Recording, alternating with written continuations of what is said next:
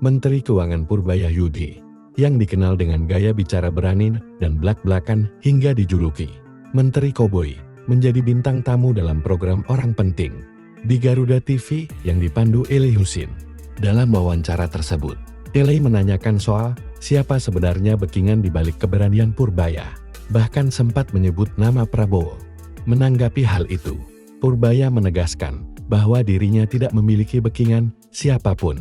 Ia menjelaskan keberaniannya berbicara lugas di depan publik karena tidak memiliki ambisi politik dan hanya bertanggung jawab kepada Presiden RI 1. Menurutnya, ia tak peduli bila ucapannya memicu gesekan politik, karena yang ia sampaikan adalah data, pengalaman, dan prinsip ekonomi yang benar. Purbaya menegaskan dirinya bukan profit maximizer seperti pebisnis, melainkan social optimizer yang ingin menyejahterakan seluruh lapisan masyarakat. Ia juga berterima kasih kepada media yang membuatnya cepat di kanal meski baru menjabat sebagai Menkeu.